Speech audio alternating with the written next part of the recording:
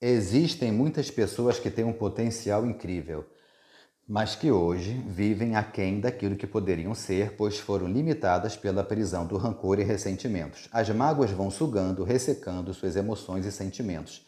Muita gente deixou de viver a plenitude da vida e das suas relações por terem dificuldade com algo chamado perdão.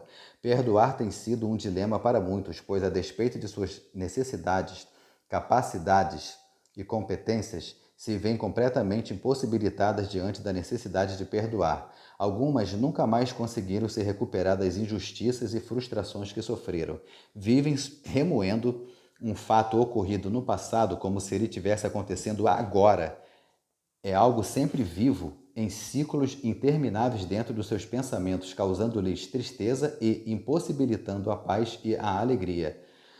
E a despeito do quanto você possa projetar uma imagem externa de que está tudo bem, suas imagens de aparente alegria não traduzem a realidade do seu interior, que é apavorante. A verdade é que nada do que você fizer irá compensar ou substituir a necessidade de liberar perdão. As dores, os traumas que você carrega há muito tempo até podem ser aliviados, mas para isso você vai ser um eterno escravo de algum paliativo, pois toda vez que você tocar em alguma ferida aberta, vai sangrar. E para aliviar o sofrimento, você vai recorrer a algumas que servem como sedativos. E assim você vai tentando amenizar a ferida, causando outras feridas para evitar a realidade. Agora, se você decidir não mais flertar com essa dor e quiser curar de verdade, vai precisar usar o remédio definitivo chamado perdão. Se você descobrisse que está com uma bactéria que está consumindo seus órgãos internos, o que você faria? Continuaria com suas postagens de alegria fictícia ou prezaria sua saúde buscando solução na medicina? Pois é, a mágoa também está consumindo sua interioridade. Enxergue-a como uma bactéria que precisa ser destruída.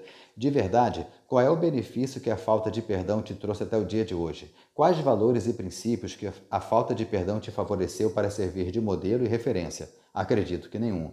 Você precisa se encorajar a perdoar, porque é um ato de amor para contigo mesmo. Ame-se o suficiente para excluir aquilo que está prejudicando sua vida, fora os outros que também sofrem com a sua dor. Além de você próprio querer, a Bíblia traz algumas orientações bastante significativas para essa questão. Por exemplo, em Hebreus 12:15 diz assim: que nenhuma raiz de amargura brotando vos perturbe e por ela muitos sejam contaminados. Qual é a origem dessa raiz? O que seria essa raiz?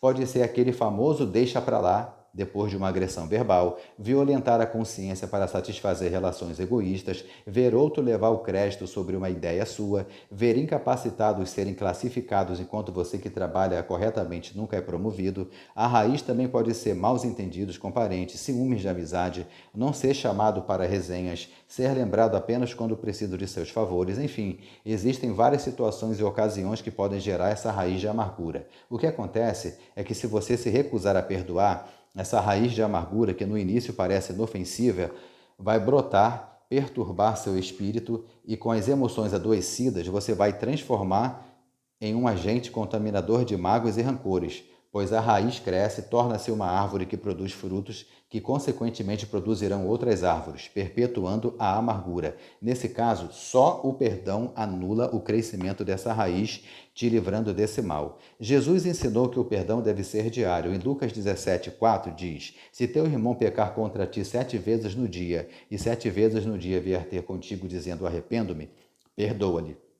A proposta de Cristo é que o perdão seja uma prática comum, de modo a não reter e não sonegar a todos que se arrependerem de verdade. O perdão deve ser ilimitado em havendo arrependimento verdadeiro. Hoje, a ciência ensina que as mágoas geram altos níveis de estresse. Geralmente, essa instrução de Cristo sobre perdoar mais de 2000 anos, lá atrás, já era de caráter preventivo. À luz da Bíblia, você só é perdoado por Deus se também perdoar. Em Mateus 6,14 diz: porque se perdoardes aos homens as suas ofensas, também vosso Pai Celestial vos perdoará a vós. O recebimento do perdão é condicional, pois Jesus disse em Mateus 6,15: se, porém, não perdoardes aos homens as suas ofensas, também vosso Pai não perdoará as vossas ofensas. Como se trata de princípio, não há nada que você possa fazer para mudar essa verdade. Tudo que você fizer na tentativa de receber o perdão de Deus, sem você primeiro liberar o perdão, será inútil. Não perdoar tem implicações no mundo espiritual. Não perdoar, por exemplo, permite que Satanás nos vença. Em 2 Coríntios 2,10, o apóstolo Paulo orientou dizendo: "E a quem perdoardes alguma coisa também eu, para que não sejamos vencidos por Satanás." Paulo entendeu que nutrir mágoas pela falta de perdão faz com que a autoridade espiritual seja neutralizada por consciência pesada através das acusações de Satanás. Por isso ele também diz, em Atos 24,16, "Por isso procuro sempre ter uma consciência sem ofensa, tanto para com Deus como para com os homens." Em Efésios 6, de 13 a 18, Paulo descreve a armadura de Deus, um equipamento poderoso e essencial para a batalha espiritual. Porém, caso não haja a prática do perdão, essa armadura torna-se impotente na batalha, pois não perdoar é dar legalidade ao diabo. Por isso a Bíblia diz em Efésios 4:27, "Não deis lugar ao diabo." A falta de perdão reduz a armadura em uma mera fantasia de desfile. A falta de perdão coloca o ser humano numa posição delicada diante de Deus, pois também, de acordo com as Escrituras, quem odeia é homicida. Em 1 João 3,15 diz, "Qualquer que odeia a seu irmão é homicida, e vós sabeis que nenhum homicida tem a vida eterna permanecendo nele." Como Deus vê a intenção e motivação, aos olhos dele, qualquer ser humano que odeia o outro é homicida. Não é necessário tirar a vida do outro literalmente, basta apenas odiá-lo. Da mesma forma que Jesus disse em Mateus 5,28 que quem cobiçar uma mulher em seu coração já cometeu adultério, todos que odeiam alguém, ou seja, que não perdoam, são homicidas. Outro ensinamento bíblico é que quem tem pendências com outro irmão não pode perdoar, não pode ofertar, aliás. Jesus disse em Mateus 5, 23 e 24, "Se trouxeres a tua oferta ao altar, e aí te lembrares que teu irmão tem alguma coisa contra ti, deixa ali a tua oferta do altar e vai se reconciliar-te primeiro com teu irmão, e depois vem e apresenta a tua oferta." Em Mateus 5,25, Cristo dá caráter de urgência à questão da reconciliação, pois ele diz, "Concilia-te depressa com o teu adversário." O motivo dessa urgência é que os princípios são inegociáveis. Prioridade para Deus é comunhão. Sem reconciliação, o que você dá é dinheiro e não semente. Portanto, não tem valor no mundo espiritual. E como Deus não aceita propina, ser generoso ou fazer caridade não substitui essa ordem direta de Cristo. Ofertar sem reconciliação com o irmão é oferecer algo que Deus rejeita.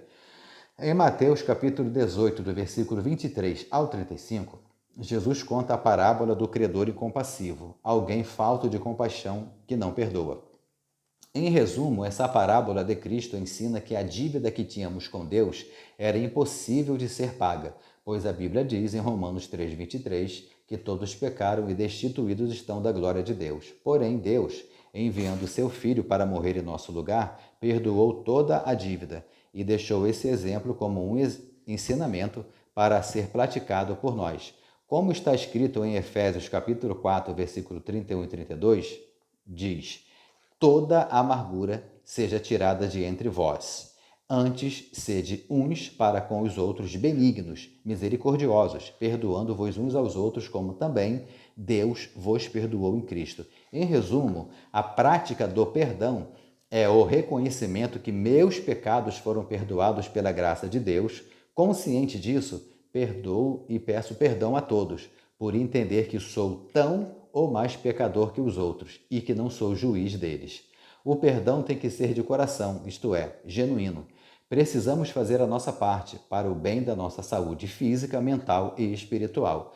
Quanto às reações dos outros, não devemos nos preocupar, pois cada um dará conta de si mesmo a Deus.